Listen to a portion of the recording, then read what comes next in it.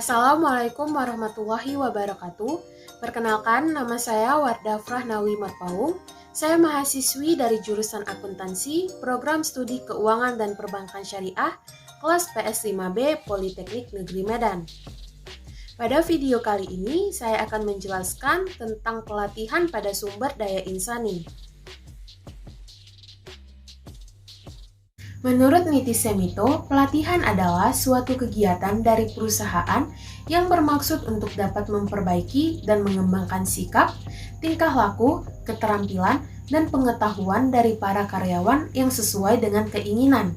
Sedangkan menurut Simamora, pelatihan adalah proses sistematik pengubahan perilaku para karyawan dalam satu arah guna meningkatkan tujuan-tujuan organisasional. Jadi, pelatihan dapat disimpulkan sebagai proses bersistem yang di dalamnya ada suatu kegiatan yang dimaksudkan untuk pengembangan serta perbaikan kinerja para pesertanya guna meningkatkan tujuan-tujuan organisasional bersangkutan. Dalam khazanah pengetahuan Islam, secara formal tidak ditemukan secara pasti pola pelatihan atau pembinaan karyawan di zaman Rasulullah. Dalam sejarah Islam, sejak zaman jahiliyah telah ada pengambilan budak sebagai buruh, pembantu atau pekerja. Walaupun setelah zaman Islam perbudakan mulai dikurangi. Hal ini menandakan adanya tradisi pelatihan dan pembinaan dalam Islam. Ketika Islam datang, Rasulullah membawa sejumlah prinsip etika dan melakukan perubahan radikal dalam memperlakukan pekerja dalam pekerjaan dan pendidikannya. Dalam pengelolaan sumber daya insani yang Islami, tujuan pelatihan masih ditambahkan lagi untuk pembentukan karakter yang Islami dengan mengacu pada SAFT, yaitu Siddiq, Amanah, Fatonah, dan Tabligh. Sedangkan yang menjadi tujuan dalam pelatihan konvensional hanyalah keterampilan pekerja. Manajemen sumber daya insani fokus terhadap pengaturan aktivitas dan hubungan antar karyawan.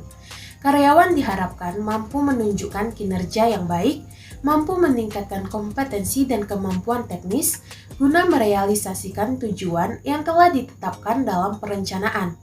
Kegiatan manajemen sumber daya insani adalah seputar penentuan aktivitas karyawan, seleksi calon karyawan, pelatihan dan pengembangan karyawan, serta aktivitas lainnya yang berhubungan dengan awal masuk karyawan hingga masa pensiun. Dalam proses rekrutmen, seleksi, pelatihan dan pengembangan karyawan, dan kompensasi, semuanya memiliki dasar bahwa Allah merupakan tujuan utama.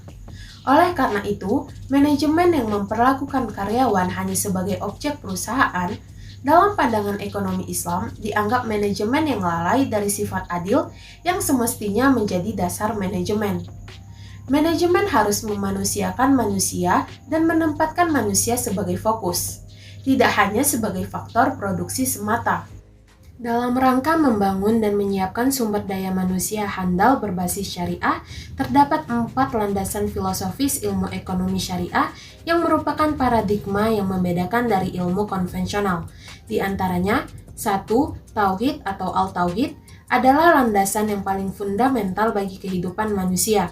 2. Keadilan dan keseimbangan atau Al-Adl wa Al-Tawazun merupakan fondasi utama terciptanya kesejahteraan hidup manusia. 3. Kebebasan atau Al-Hurriyah, manusia bebas melakukan seluruh aktivitas ekonomi selama tidak ada ketentuan yang melarangnya. 4. Tanggung jawab atau Al-Mas'uliyah adalah konsekuensi logis dari kebebasan yang diberikan Allah kepada manusia. Terdapat banyak pendekatan untuk pelatihan. Ada 5 jenis-jenis pelatihan yang dapat diselenggarakan. Pertama, pelatihan keahlian. Pelatihan keahlian merupakan pelatihan yang sering dijumpai di dalam organisasi. Program pelatihannya relatif sederhana. Kebutuhan atau kekurangan diidentifikasi melalui penilaian yang jeli. Kedua, pelatihan ulang. Pelatihan ulang adalah subset pelatihan keahlian. Pelatihan ulang berupaya memberikan kepada para karyawan keahlian-keahlian yang mereka butuhkan untuk menghadapi tuntutan kerja yang berubah-ubah. 3. Pelatihan lintas fungsional. Pelatihan lintas fungsional melibatkan pelatihan karyawan untuk melakukan aktivitas kerja dalam bidang lainnya. 4. Pelatihan tim. Pelatihan tim merupakan bekerja sama terdiri dari sekelompok individu untuk menyelesaikan pekerjaan demi tujuan bersama dalam sebuah tim kerja. Kelima, pelatihan kreativitas. Pelatihan kreativitas berlandaskan pada asumsi bahwa kreativitas dapat dipelajari. Organisasi perlu memotivasi peserta program untuk mendorong keberhasilan mereka dalam lokakarya yang berfokus pada penyajian pengetahuan dan keterampilan. Program pelatihan tersebut disosialisasikan pada peserta dan dibuat representatif untuk revisi final pada hasil akhir untuk memastikan efektivitas program. Program ini bisa dilakukan dengan dua metode, yaitu pertama on-the-job training. On-the-job training adalah pelatihan pada karyawan untuk mempelajari bidang pekerjaannya sambil benar-benar mengerjakannya. Dalam banyak rekrutmen, on-the-job training adalah satu-satunya jenis pelatihan yang tersedia dan biasanya meliputi karyawan baru sampai karyawan lama yang sudah berpengalaman.